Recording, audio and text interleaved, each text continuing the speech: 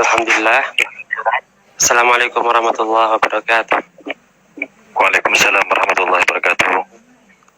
Alhamdulillah. Kif halukum ya Habib? Khair ya? Alhamdulillah bkhair.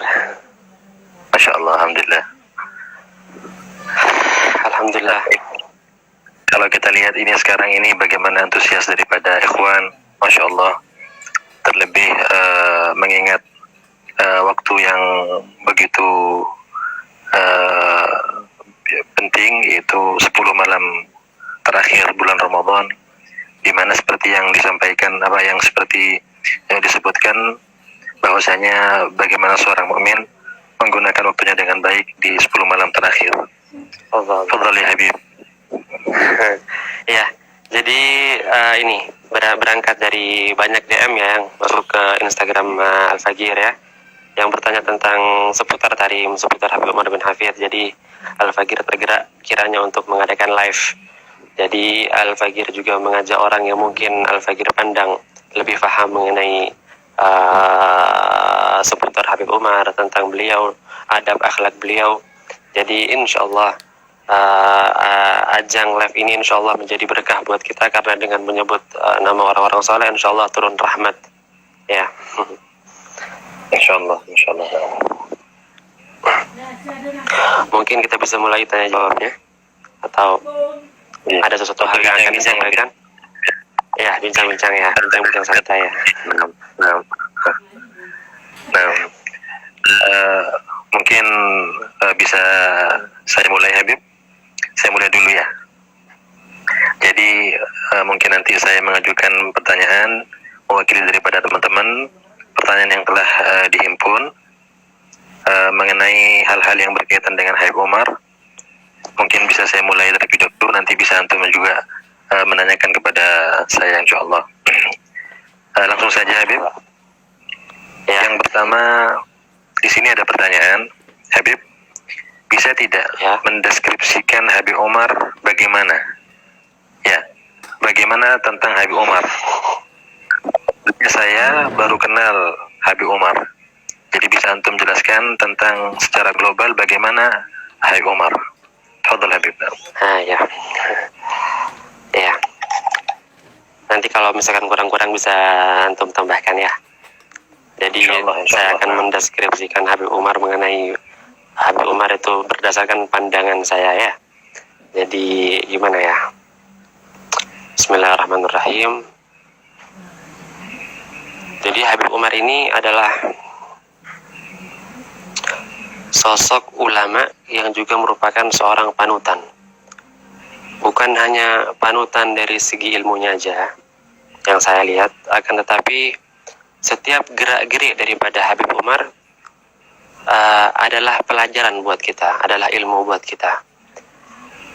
Yang saya pandang daripada guru Habib Umar, selain ilmu beliau yang memang sudah kita akui bersama, ada sebuah hal menarik yang terdapat pada diri guru mulia, yang mana setiap gerak-geriknya, setiap apa yang beliau lakukan adalah ilmu buat kita. Saya ingat dulu pas Bang Mahdi bilang, pas ada sebuah jalsah ya, jalsahnya Habib Umar ya, ketika di rumah itu ada tamu kan, ketika ada tamu, ada Habib Umar kan di depan kan, banyak tamu kan. Nah, Saugi di belakang Al-Fagir itu belajar, megang buku, nggak ngelihat ke Habib Umar. Kemudian antum bilang sama Saugi, ngelihatnya antum sama Habib Umar itu lebih baik daripada ngelihatnya antum sama buku. Ini ngelihat Habib Umar, bagaimana Habib Umar minum teh, bagaimana Habib Umar bergerak, itu adalah ilmu buat antum. Abang Mahdi bilang begitu dulu sama Saugi kan ya, itu sampai sekarang masih terekam, dan itu Saugi buktikan sampai sekarang bahwasanya setiap gerakan beliau itu adalah ilmu. Loh, kenapa? Karena yang saya lihat daripada Habib Umar bin Hafid, dari setiap gerakannya, dari setiap gesturnya, itu seakan-akan diukur sama beliau. Jadi beliau bukan orang yang banyak gerak kayak gitu, bukan. Beliau adalah orang yang banyak noleh gitu kan, bukan ya Bang Mahdi ya. Ya, beliau adalah seorang ulama yang mana setiap gerakan beliau itu diatur. Beliau nggak noleh kecuali sudah ada hajat untuk menoleh. Bahkan beliau nggak akan menyuruh kecuali dengan keadaan terpaksa. Bahkan ketika beliau itu minum teh ya Bang Mahdi kan tahu sendiri ketika minum teh, ya ketika beliau minum teh, Ya, Jadi ketika beliau minum teh itu minum teh itu kan pelan-pelan. Ya, pelan-pelan 1, 2 kayak gitu. Jadi setiap gerakannya beliau itu adalah ilmu. Jadi ada hadis kan ya, min husni islamil mar'i tarkuhu ma la ya'ni. Nah, Islam seseorang itu ninggalin hal-hal yang nggak faedah gitu. Ya. Mungkin saya tambahkan sedikit Habib. Itu pun terjadi kepada Habibuna Munzir bin Fuad al-Musawa. Bagaimana dulu ketika Habib Munzir sedang belajar di Darul Mustafa, ketika beliau dalam keadaan mengikuti pelajaran Habib Umar, maka Habib Munzir ini dengan husnudzannya, dengan masyhad yang begitu luar biasa kepada sang guru, ini memandang wajah guru, melupakan beliau akan kitab yang dipegangnya. Sehingga sebagian teman beliau mengatakan, Munzir, kamu lihat kepada kitab, fokus kepada kitab. Maka Habib Munzir mengatakan, ini saya sering dengar dan sampai sekarang saya masih ingat, kata beliau, bagi saya, kata Habib Munzir, bagi saya wajah ini lebih baik daripada 1000 kitab. Allah. Itu masyhad seorang murid kepada gurunya. Namun kita lihat bagaimana manfaat ilmu. Habib Munzir berkat masyhad yang begitu besar, yang begitu dahsyat kepada sang guru, Allah berikan keberkahan dalam ilmu beliau. Iya.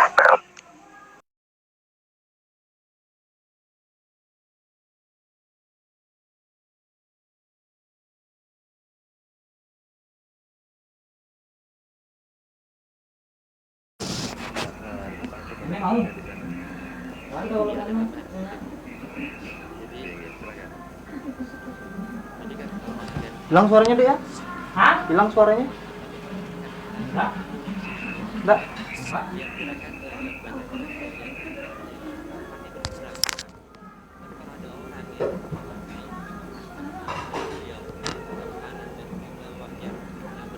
Iya, hilang suaranya. Mixnya enak dilihat kayak gitu. Ya enggak? Seperti itu ya. Nah. Sah? Jadi ketampanan Habib Umar itu al-jamal yang Allah berikan secara sempurna kepada beliau. Iya. Batin. Iya benar. Jadinya kan enak dipandang ya. Sahih, nah. Sahih. Iya.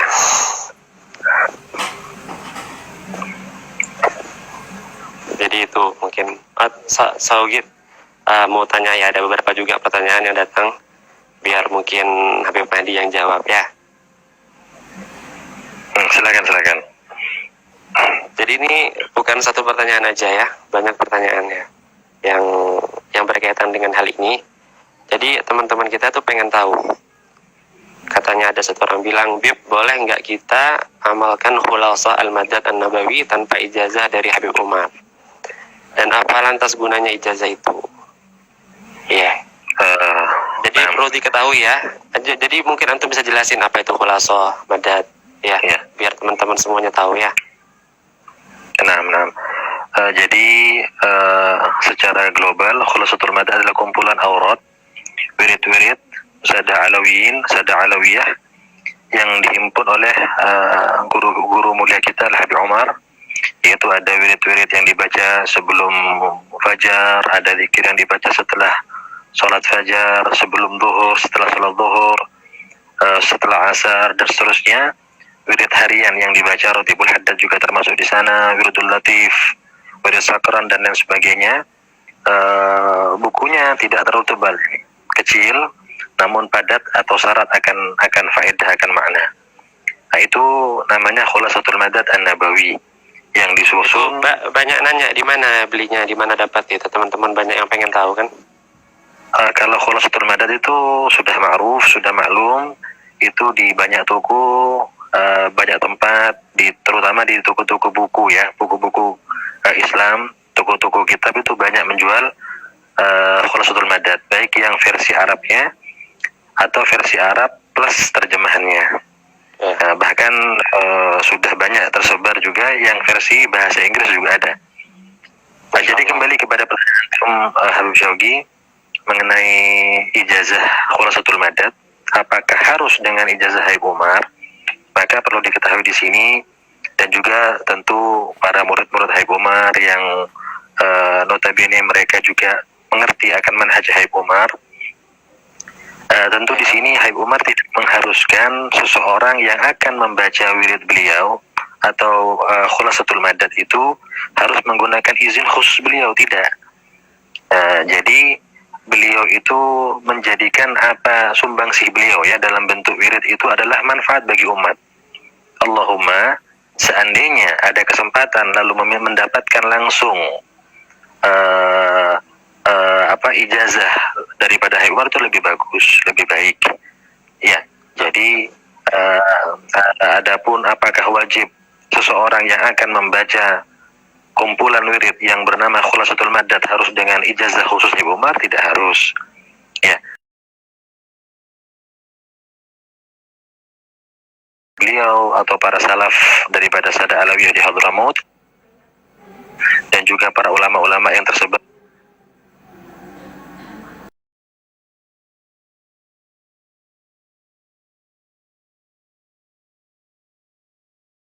di seluruh dunia, mereka tidak mengharuskan ijazah khusus, tetapi seandainya ada ijazah itu populer setelah era Nabi Muhammad atau ada sejak zaman Nabi Muhammad, itu kebetulan Al-Fagir dulu pernah dengar langsung daripada Habib Umar tentang makna ijazah.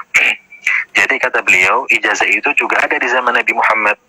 Jadi satu amalan yang Nabi berikan khusus kepada sahabat tertentu itu adalah ijazah terhadap sahabat tersebut, ya kan? Satu contoh seperti dalam riwayat Abu Daud ketika Nabi Muhammad SAW mengatakan kepada Sayyidina Mu'adz bin Jabal, ya Mu'adz, inni la uhibbuk,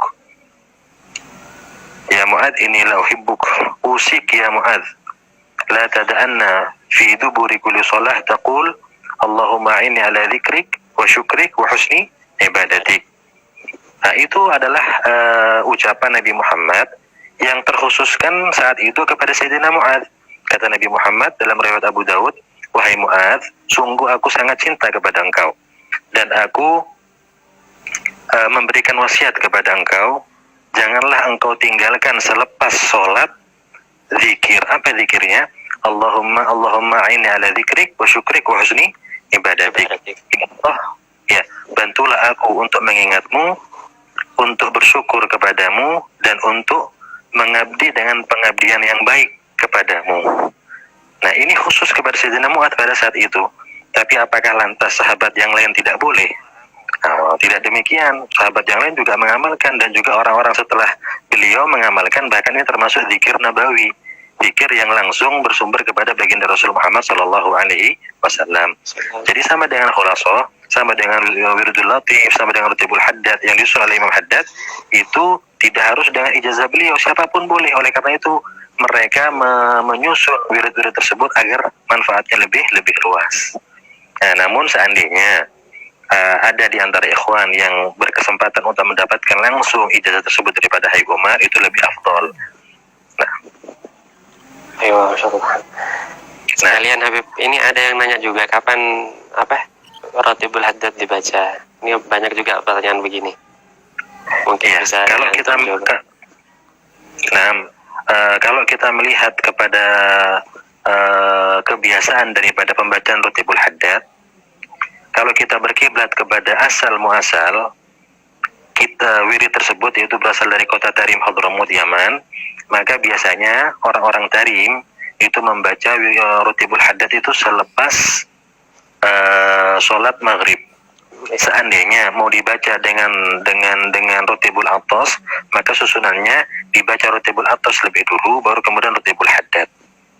Sebagaimana di Jadi kalau di dalam Mustafa, ya, itu mungkin masih ingat kan kebiasaan di sana itu baca Rotibul Atas, ya. Jadi kadang itu di bath, ya, di radio Darul Mustafa itu pembacaan Rotibul Atas, kemudian dilanjutkan dengan Rotibul Haddad. Adapun jika ada orang yang tidak berkesempatan membaca setelah maghrib, maka boleh diakhirkan, boleh diqadha lepas isya atau jam berapapun, dan kalaupun diqadha pada waktu yang lain pun tidak apa-apa. Kemudian kebiasaan daripada pembacaan wiridul latif itu adalah selepas sholat subuh. Ini kalau kita berkiblat kepada tempat daripada asal wirid-wirid tersebut. Nah, Habib Shogi, kalau kalau begitu, kalau dirasa sudah cukup jelas untuk menghemat waktu dan banyaknya pertanyaan, saya lanjut kepada pertanyaan yang ada pada saya, yang saya tujukan kepada antum ya, kepada antum insyaallah. Ini ada pertanyaan Habib. Ayo, Habib, bagaimana sih kalau beliau makan? Ya, jadi ini berkaitan dengan makan beliau. Mohon maaf karena antum juga beberapa tahun di sana, antum seperti yang antum sampaikan, antum berkecimpung di khidmat yang berkaitan dengan makan beliau, dengan minum beliau. Bisa antum jelaskan di sini Habib, fadhol. Ya. Ya, bismillahirrahmanirrahim. Yang pertama itu yang saya tahu ya, dan yang saya tahu dan antum juga lebih tahu daripada saya. Jadi Habib Umar, sebagaimana yang kita sama-sama tahu ya, Habib Umar itu perhatian sama kesehatan kan, perhatian banget sama yang namanya kesehatan. Sebagaimana yang udah Anda sampaikan di live sebelumnya bersama Laura Ismail ya. Ada suatu sikon ya yang bikin saya itu kagum sama Habib Umar ya. Jadi di Tarim itu kan pas bulan Maulid kan Habib Umar ngadain Maulid ya tiap maghrib ya. Bulan Maulid Habib Umar kan ngadain Maulid tiap maghrib. Kalau Maulid di Tarim ya, biar ikhwan semuanya tahu ya, Maulid di Tarim itu bukan kayak di Indonesia. Kalau di Indonesia kan tabligh akbar, Maulidnya ada nasinya, ada ini jajan segala macam. Di Tarim enggak. Di Tarim Maulid itu walaupun Habib Umar yang datang, yang disuguhin apa? Yang disuguhin kan kopi biasa.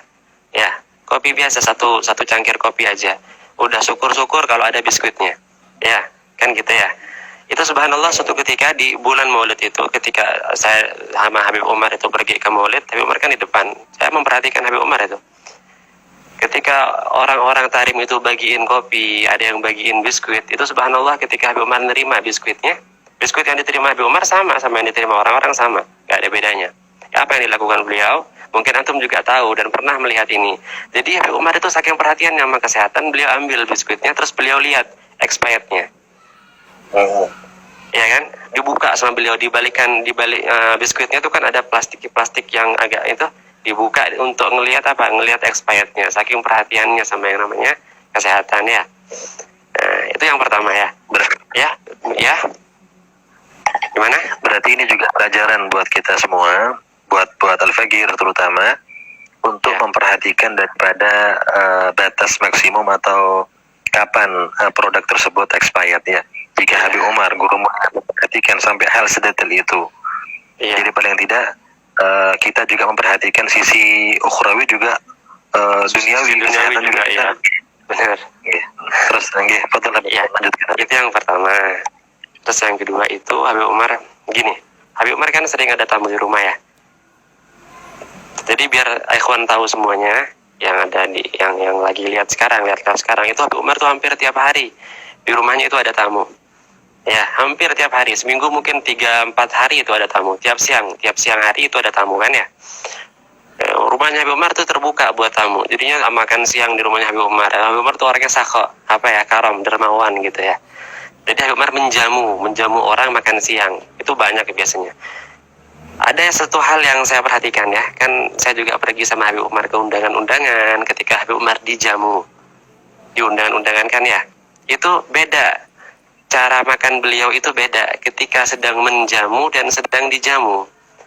Kalau beliau itu sedang dijamu, sedang keluar ke undangan akikah, ada undangan khitanan, ada undangan perkawinan, saya perhatikan kalau saya ikut beliau itu, saya perhatikan beliau itu bukan orang yang paling terakhir selesai makan. Kan makan itu pakai sufra ya, 5 orang makan gitu ya. Habib Umar bukan orang terakhir yang selesai makan. Jadinya termasuk orang yang awal selesai makan. Kenapa? Kan makan di rumahnya orang. Tapi kalau Habib Umar itu sedang menjamu, Habib Umar orang yang paling terakhir selesai makan. Apakah baru di rumahnya Habib Umar terus Habib Umar makannya banyak? Bukan begitu. Iya, kenapa kok paling terakhir selesai makan? Halo?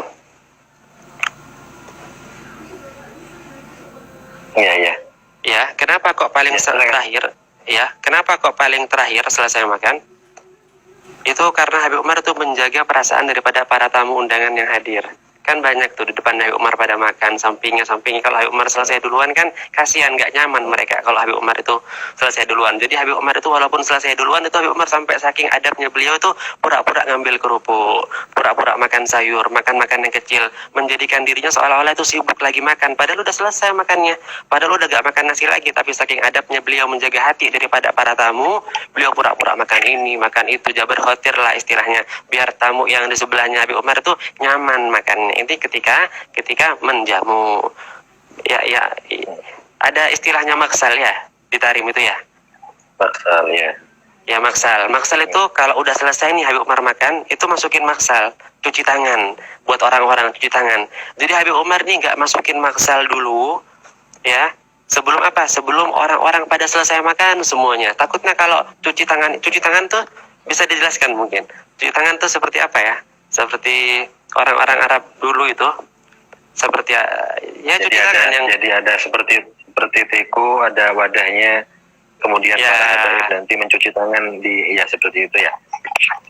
Ya, dan itu umum Habib Shogi ya. Artinya Habib Umar juga menerapkan dan juga merupakan kebiasaan di Tarim.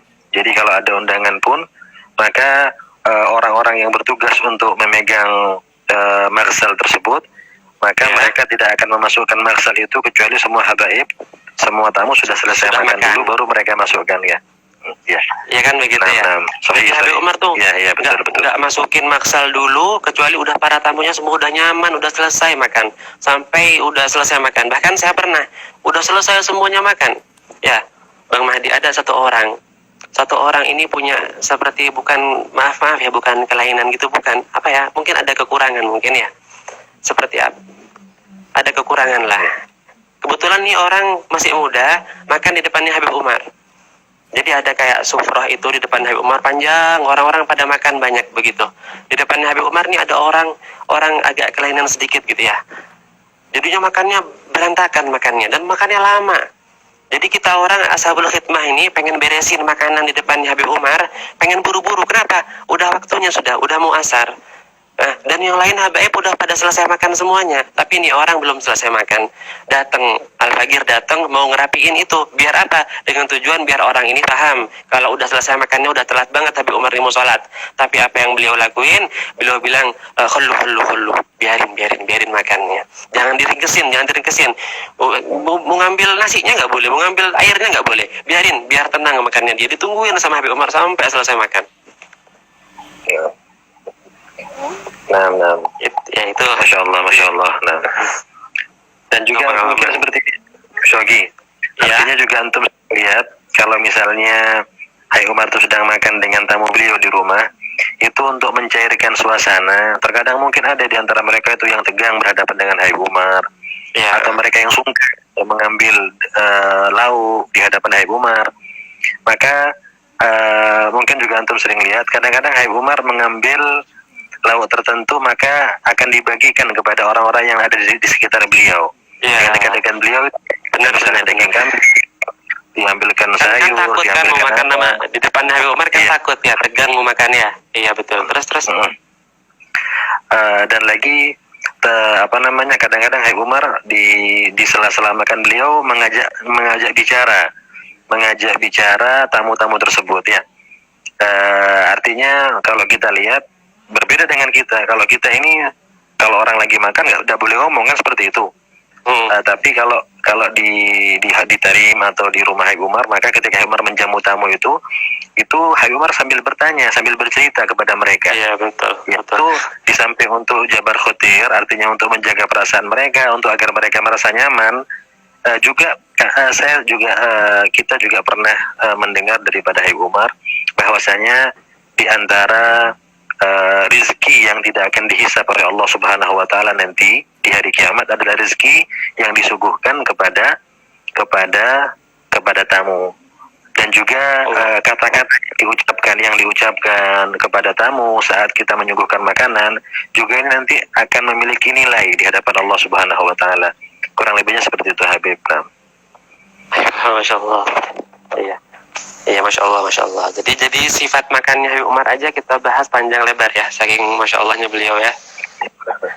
Iya. Ada lagi. Nah, Ada apa masih tentang makan ya? Tak tambahin ya. ya silakan. Mumpung ingat jadinya ada Habib Umar nih kalau makan ya, sebagaimana yang antum tahu juga ya, ada sebuah sunnahnya Rasulullah SAW.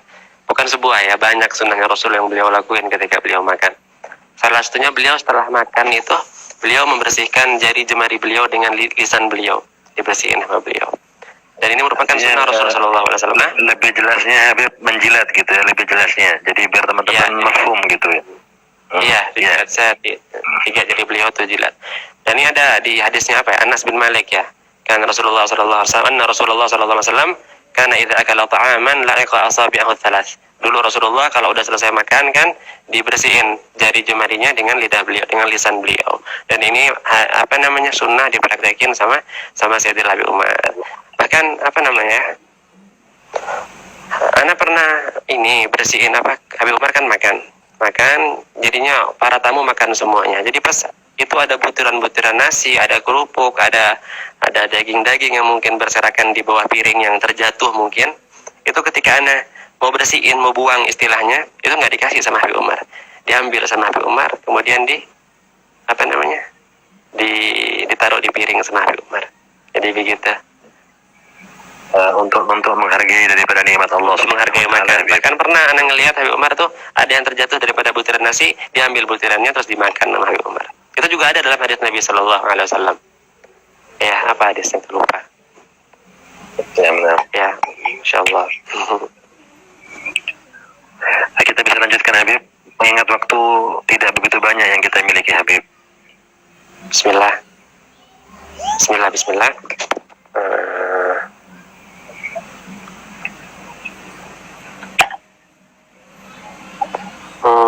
Ada pertanyaan ini. Iya, ada teman kita yang bertanya, Habib, apakah kita bisa dianggap sebagai murid Habib Umar bin Hafid, santri beliau, jika belajarnya lewat YouTube, Lewat media sosial ya. dan media sosial? Jadi mungkin ada ikhwan atau murid-murid beliau yang juga paham akan hal ini, juga antum juga mungkin Habibana, ada sebuah konten video ini juga bisa dilihat oleh ikhwan juga, apa yang disampaikan oleh Habib Umar, dan juga mungkin antum pernah hadir ada di situ ketika Habib Umar menyatakan ketika ada sebuah pertanyaan dari sebagian teman-teman dari Asia Tenggara yang waktu itu bertanya kepada Habib Umar, apakah bisa seorang mengambil artinya akhir ya belajar kepada Habib Umar melalui media sosial. Maka secara global Habib Umar mengatakan bahwasanya itu bisa dianggap melihat daripada kesungguhan, melihat daripada niat dari orang tersebut yang bersangkutan. Seandainya orang ini ada di Asia jauh dari kota Tarim, tetapi ketika dia mengikuti pelajaran Habib Umar, mengikuti ceramah Habib Umar, kajian Habib Umar dengan niat yang tulus, dengan semangat yang tinggi, dengan ta'alluq, kata Habib Umar, dengan adanya keterikatan batin, ya kan, dengan kecintaan, maka di situ akan terikat, akan terjalin hubungan antara yang bersangkutan dengan Habib Umar atau dengan guru-guru yang lain. Dan ini pun terjadi di zaman dahulu sebelum ada media sosial seperti sekarang, adanya akhad an-murasalah. Jadi ketika satu murid mengambil ilmu atau mengambil sanad daripada gurunya melalui surat menyurat. Jadi si fulan ini ngirimkan surat kepada gurunya nanti kirim surat balasan, artinya tidak bertemu secara langsung. Jadi intinya bagaimana kesiapan kita misalnya atau orang yang bersangkutan untuk mengambil keberkahan ilmu daripada Habib Umar dibarengi dengan rasa ta'alluq, keterikatan batin, dengan mahabbah, dengan cinta, maka itu bisa dianggap akhir mengambil ilmu daripada Habib Umar, walaupun akhir itu tidak seperti ketika berhadapan langsung dengan Habib Umar. Bahkan Habib Umar seringkali mengatakan, kam min ba'idin qarib, kata Habib Umar, berapa banyak orang-orang yang jauh jasadnya daripada Habib Umar, tetapi dekat hatinya dekat dengan Habib Umar. Nah, jadi seperti yang kita ketahui bahwasanya orang-orang yang Allah berikan kekhususan, Allah berikan kasyaf, Allah berikan mata hati yang bersih, mata hati yang cemerlang, sehingga dia bisa melihat sesuatu yang tidak bisa dilihat oleh orang lain.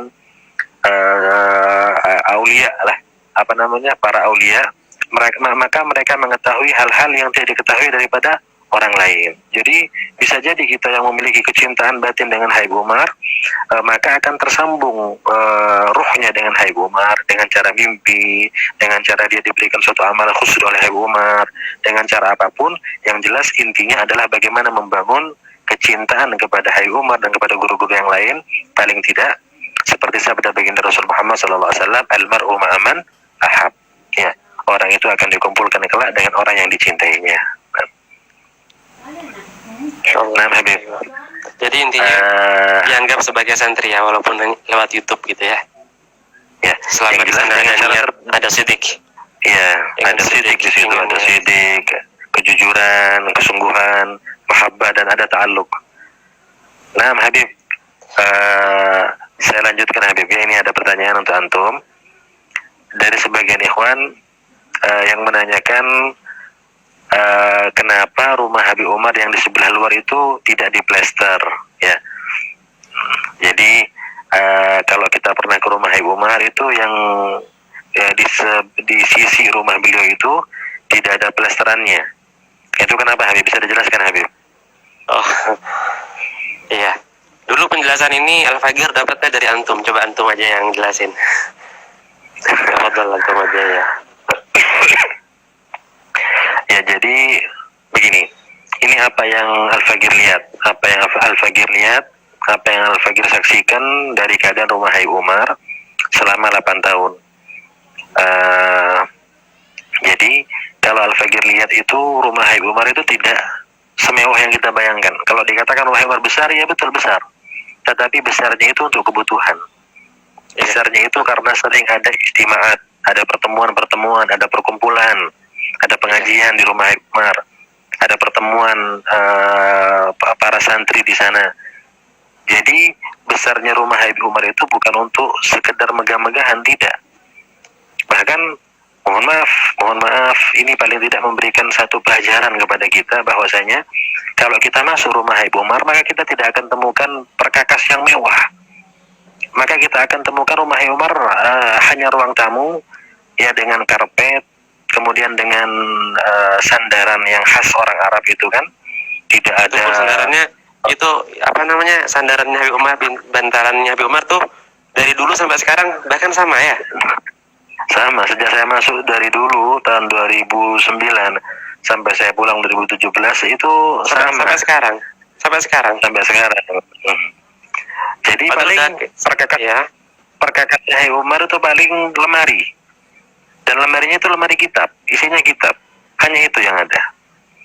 Jadi pernah juga saya mendengar ketika ada sebagian daripada orang-orang yang memiliki hubungan dengan Habib Umar ingin memperbagus, mempercantik rumah Habib Umar, maka Umar melihat nggak perlu, kata beliau. Artinya mayahtaj, nggak perlu. Artinya apa? Habib Umar itu mengerjakan sesuatu ala qadril hajah, apa yang menjadi hajat beliau, apa yang menjadi kebutuhan beliau. Nah, Habib. Sah. Itu bahkan apa namanya?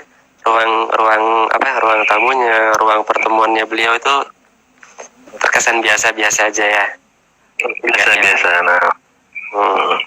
Jadi secara intinya Habib Umar orangnya zuhud ya, orangnya biasa-biasa ya. Orangnya sederhana Gitu ya. Umar itu besar ya karena Tapi memang sederhana tapi rapi ya. Rapi, dan juga kalau kita masuk ke rumah Habib Umar, maka kita akan merasakan kelapangan dada kita ini. Dadanya rasanya lapang gitu. Kita nikmat. Dan saya pernah lihat, ini saya lihat dengan mata saya sendiri ya. Waktu itu Habib Ali Jufri datang ke rumah Habib Umar. Itu waktu itu tidak banyak orang. Jadi orang-orang di sekitar sana kurang menyadari kedatangan Habib Ali Jufri ke kediaman Habib Umar. Maka Habib Ali itu sebelum masuk rumah Habib Umar, maka dia mencium tembok rumah Habib Umar. Allah. Ya, dicium. Dan itu bukan dicium biasa, itu dihirup. Tembok rumah Umar dihirup dengan penuh kerinduan. Ya, maka Al-Faqir teringat dari syairnya Qais kepada Laila. Boleh Al-Faqir sebutkan Habib ya sebentar. Ya. Kata yang ceritanya terkenal Laila Majnun. Qais itu mengatakan marartu ala diyari diyara Laila uqabilu dzal jidar wa dzal jidar wa ma hubbu diyar syaghafna qalbi walakin hubbu man sakanat diyar. Jadi kata Majnun ketika mengungkapkan rasa mahabbahnya kepada Laila, dia mengatakan saya melewati rumahnya Laila, lalu saya ciumi temboknya di sana sini, maka saya tidak ciumi temboknya karena saya cinta kepada tembok rumahnya, tidak, tapi karena saya cinta kepada orang yang tinggal di dalamnya. Begitu pun dengan Habib Al-Jufri. Jadi mungkin karena kerinduan yang beliau pendam, maka ketika beliau hendak masuk ke rumah, sebelum beliau masuk rumah Habib Umar, maka beliau ciumi tembok rumah Umar dengan penuh kerinduan. Allah, ayo. Nah, Habib. Allah. Itu kapan itu Habib Ali Jufri pas ke? Itu sudah lama sekali ya, mungkin sekitar 5 atau 6 tahun yang lalu kurang lebih. Allahu a'lam, mungkin sekitar 6 atau 7 tahun. Saya kurang kurang lebih seperti itu, Habib. Tayyib, marhaba, jazakallah khair. Kita lanjut ya. Ada yang nanya, ini sekalian ada pertanyaan dari teman-teman ya, yang mungkin belum sempat datang ke Tarim. Terus mereka bilang, apa amalan khusus Bib buat dimudahkan kita datang ke Tarim?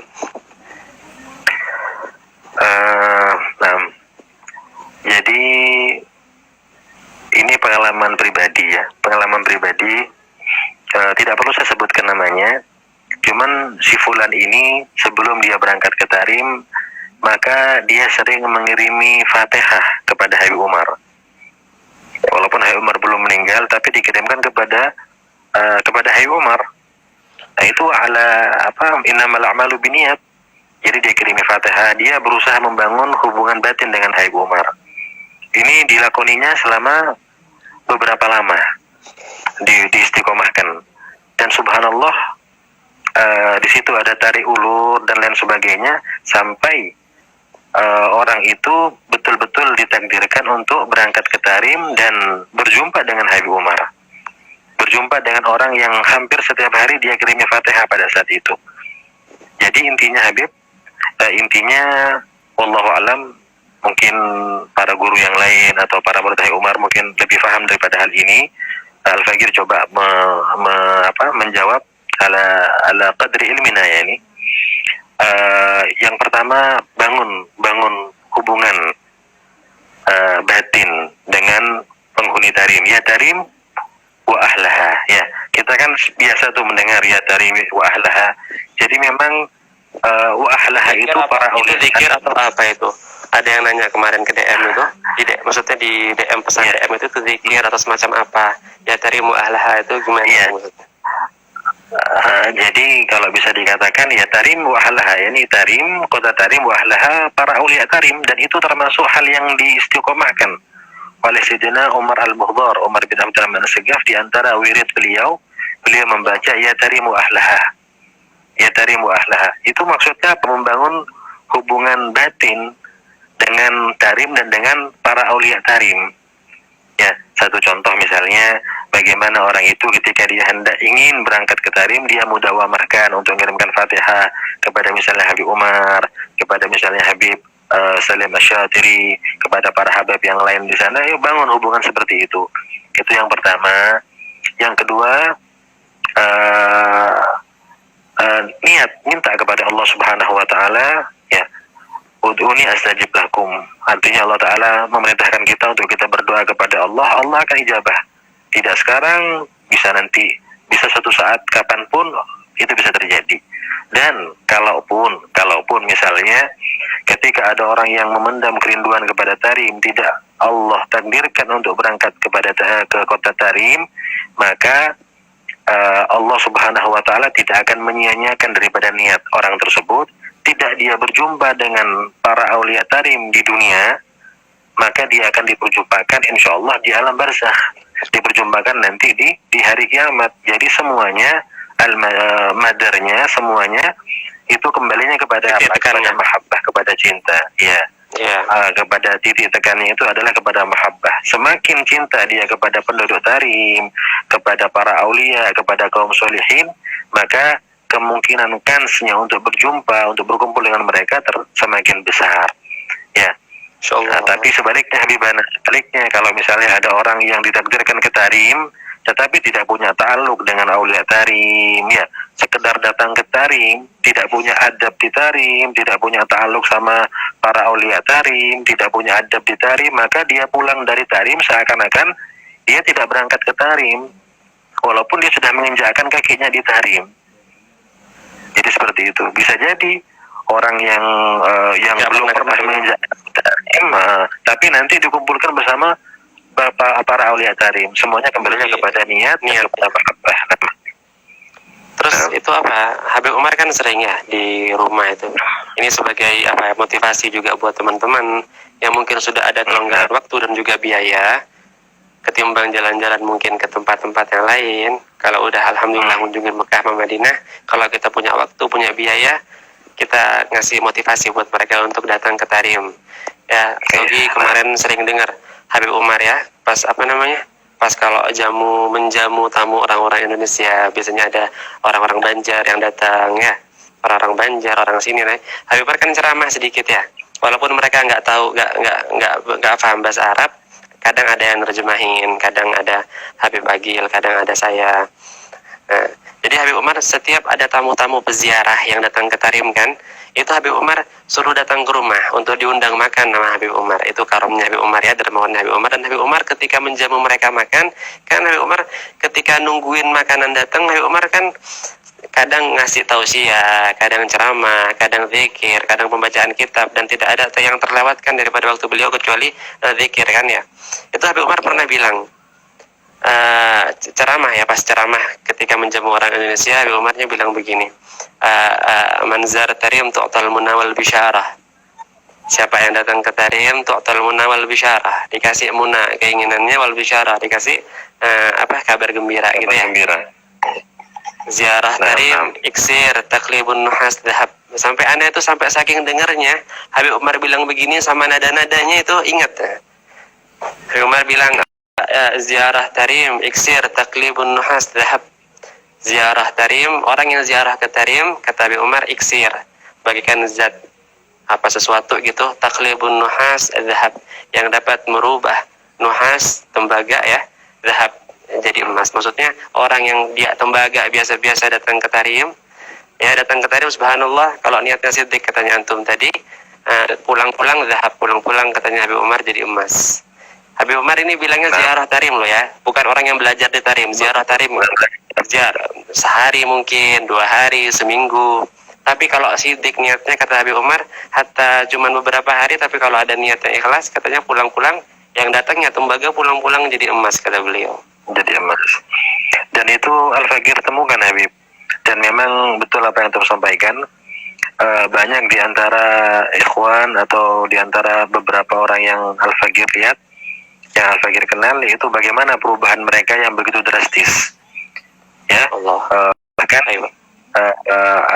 ada daripada kawan kita punya khol. Jadi Habib Segaf Baharun itu kan paman kita Habib Segaf. Habib Segaf Baharun itu beliau punya seorang kawan yang kata Habib Segaf itu, kawan saya itu orangnya amat sangat keras dulu di Dalwa itu, keras. Orangnya temperamental. Ini Habib Segaf sendiri yang cerita. Jadi teman saya itu, kata Habib Segaf, itu temperamennya tinggi. Tapi subhanallah ketika orang tersebut, teman yang temperamental itu, dia berangkat ke Tarim dan belajar di Tarim, kebetulan waktu itu belajar di pondoknya Habib Umar, Darul Mustafa, itu kata Habib Umar, kata Habib Segaf Baharun, ketika pulang dari Tarim, itu semua sifat yang dia miliki sebelum berangkat itu berubah semuanya. Yang pertamanya temperamental itu jadi penyabar. Bahkan waktu itu saya masih belajar di Dalwa. Bahkan kata Habib Segaf, kalau sekarang ente orang pengen bikin dia marah kalau bisa, gak bisa. Walaupun orang berusaha bikin orang tersebut marah, tetap dia tidak marah. Artinya apa? artinya keberkahan yang begitu dahsyat yang dimiliki oleh kota Tarim. Insya Allah. Nah, Habib. Ya mudah-mudahan yang belum datang ke Tarim, insya Allah dimudahin datang ke Tarim ya. Ya, insya Allah. Nah, Habib, ini ada pertanyaan Habib. Ini dulu antum kan punya pengalaman antum semobil dengan Habib Umar kan? Biasanya nih Habib, kalau orang dalam bepergian di atas kendaraan di mobil misalnya, maka orang tersebut akan memiliki kebiasaan macam-macam. Ada yang dengarkan musik, ada mungkin yang main TikTok mungkin, atau yang sedang apalah. Menurut antum, apa yang antum saksikan kegiatan Habib Umar di dalam mobil secara khusus? Fadhil Habib. Iya, alhamdulillah. Jadi ana di Tarim kan khidmat sama Habib Umar kan 5 tahun ya. Alhamdulillah Habib Umar juga memberikan kesempatan kepada Al-Fagir untuk berkhidmat kepada beliau, untuk bahkan naik semobil dengan beliau, melihat subhanallah semua keajaiban yang luar biasa daripada beliau. Akan tetapi waktu yang saya habiskan dengan beliau tidak selama antum. Walaupun ana tahu tentang apa yang beliau lakukan, mungkin apabila dijelaskan oleh antum lebih afdal. Mungkin antum aja yang jelasin. Ya, ini sudutnya antum Habib, sudutnya antum. Jadi mohon maaf, antum pun juga mengerti hal ini. Jadi selama mungkin Al-Fagir nemenin Habib Umar, maka Al-Fagir menemukan bahwasanya di mobil Habib Umar itu jarang tidur di mobil ya. Artinya kecuali kalau memang beliau itu sangat letih, maka beliau istirahat di mobil. Cuman kebiasaan Habib Umar itu, maka yang pertama yang sering Al-Fagir rasakan, yang sering Al-Fagir lihat adalah tadarusan. Iya. Tadarusan. Jadi tadarusan dalam artian di mobil misalnya ada 3 atau 4 orang, maka Habib Umar akan memberikan mushaf, ya. Jadi beliau akan ambil mushaf, lalu akan diberikan kepada kita yang ada di belakang. Jadi Habib Umar itu terkadang membaca bil hifdz, dengan hifdz. Ya, kita bukan dipegang bukunya, bukan ya? Kadang dipegang apa gimana? Kadang dengan hifdz terus dengan hafalan saja, atau kadang Habib Umar yang baca dengan gimana? Kalau yang Al-Fagir lihat, yang saat itu Al-Fagir sering bersama Habib Umar itu beliau bil hifdz. Jadi di samping beliau itu membaca, maksudnya gimana Habib? Biar teman-teman tahu. Bil hifdz artinya karena beliau seorang hafidz, maka beliau tidak menghafal Quran ya. Sudah hafal Quran beliau ya. Karena beliau seorang hafidz, jadi beliau sambil takrir, mengulang daripada hafalan beliau juga membaca Al-Quran. Dan juga kita nanti yang melihat, misalnya kadang-kadang kalau giliran kita yang tadarus, bahkan kita yang pegang mushaf ini yang salah kadang bacanya ya. Iya. Maka ditegur sama Habib Umar, dibetulkan sama Habib Umar. Jadi muter semuanya. Jadi semua yang ada di mobil tuh kebagian baca, kecuali supir. Jadi Habib Umar baca lebih dulu, nanti kemudian yang di belakang satu demi satu nanti kembali lagi pada Habib Umar. Ini yang pertama. Yang kedua yang sering itu adalah baca kitab. Jadi mobil itu berubah jadi seperti tempat rohah, seperti musola, seperti tempat kajian. Itu di mobil. Seperti majelis taklim ya. Seperti majelis taklim ya. Jadi kita ini yang pengen baca ini, gimana caranya yang pengen baca itu? Kita nggak bisa. Harus siapin buku dulu ya. Harus siapin buku. Kita nggak serta-merta mengatakan Habib siap buku, enggak. Jadi kita juga ngerti posisi kita kan. Dalam artian kita sungkan atau kita ngerasa tidak nyaman ketika kita menawarkan kepada Habib Umar. Karena kita merasa kita murid, kita hanya menyiapkan. Kecuali kalau Habib Umar mengatakan, ayo siapa yang punya buku? Maaf kita, kata Habib Umar. Siapa yang bawa kitab? Maka otomatis kita yang bawa kitab semuanya mengeluarkan buku masing-masing. Antum juga ini ya, berkesempatan baca kitab di mobil ya. Alhamdulillah. Baca Al-Quran, kemudian baca kitab ya. Baca Al-Quran. Nah, bahkan ada Habib kejadian yang bagi Al-Fagir nih mengesankan ya. Jadi perlu diketahui di sini bahwasanya Habib Umar itu punya siaran radio ya. Siaran radio yang radiusnya itu dari kota Tarim juga sampai kota Siwun. Nah, itu Habib Umar seringkali menyetel radio Darul Mustafa. saluran radio Darul Mustafa yang notabene menyiarkan menyiarkan kajian-kajian Habib Umar, menyiarkan zikir-zikir dan lain sebagainya. Jadi waktu itu ada siaran ulang. Jadi waktu itu ada Al-Fagir, ada Habib Umar, ada Supir, dan juga ada Sayyid Umar bin Alwi bil Faqih waktu itu. Jadi ini 5 orang. Jadi ini adalah satu paket ya dari ashabul khidmahnya Habib Umar yang di mobil ya.